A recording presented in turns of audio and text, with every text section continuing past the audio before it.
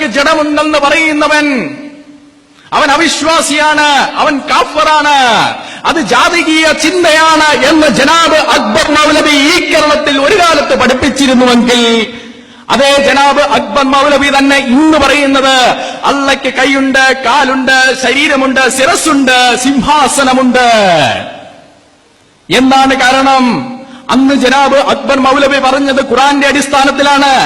ഇന്ന് ജനാബ് അക്ബർ മൗലവി പറയുന്നതും ഖുർആന്റെ അടിസ്ഥാനത്തിൽ തന്നെയാണ്.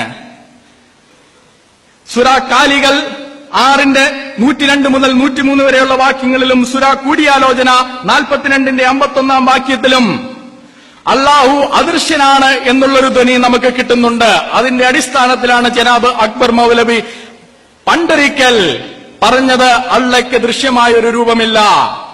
എന്നാൽ സൂറ 10:3 വാക്യത്തിൽ അള്ളാഹു സിംഹാസനത്തിൽ ഇരിക്കുന്നു. സൂറ 55 26 മുതൽ 27 വരെയുള്ള വാക്യത്തിൽ അള്ളാഹുവിനൊരു മുഖമുണ്ട്. സൂറ 48 10 അള്ളയ്ക്ക് കൈയുണ്ട്.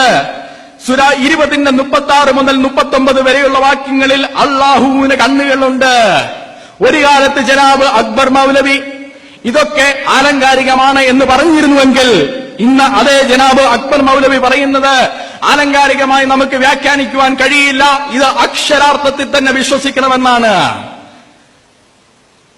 ജനാബ് അക്ബർ മൗലയ്ക്ക് അള്ളാഹുവിന് ദൃശ്യമായ ഒരു രൂപമുണ്ടോ ഇല്ലയോ എന്ന് ചോദിച്ചാൽ 2 കാലഘട്ടത്തിൽ അദ്ദേഹത്തിന് 2 ഉത്തരമാണ്, ബൈബിളിന് ഒരു ഉത്തരമേ ഉള്ളൂ. എന്നാൽ പ്രിയ സ്നേഹിതരെ, ജനാബ് അക്ബർ മൗലവിയുടെ ഇന്നത്തെ വ്യാഖ്യാന ശാസ്ത്രം എടുക്കുകയാണെങ്കിൽ ജനാബ് അക്ബർ മൗലവി പറയുന്നത് ഇതെല്ലാം നാം അക്ഷരാർത്ഥത്തിൽ തന്നെ ഖുർആനിൽ നിന്ന് വായിക്കണമെന്നാണ്. കഷ്ടമെന്ന് പറയട്ടെ, ജനാബ് അക്ബർ മൗലവിയുടെ വ്യാഖ്യാന ശാസ്ത്രം നാം അതേപോലെ എടുക്കുകയാണെങ്കിൽ സൂറ 28:88 പറയുന്നത് അള്ളാഹുവിന്റെ മുഖമൊഴികെ സകലവും നശിച്ചു പോകും. അള്ളയുടെ കൈകാലുകൾ നഷ്ടപ്പെട്ട് അള്ളയുടെ ദേഹം ശിരസിൽ നിന്ന് വിച്ഛേദിക്കപ്പെട്ട് മുഖം മാത്രമായി ജനാബ് അക്ബർ മൗലവി പറയുന്നത് എല്ലാം നമ്മൾ അങ്ങ് അക്ഷരാർത്ഥത്തിൽ വ്യാഖ്യാനിക്കണമെന്നാണ്. അതുകൊണ്ട് അക്ഷരാർത്ഥത്തിൽ വ്യാഖ്യാനിക്കുന്നുവെന്നേ ഉള്ളൂ.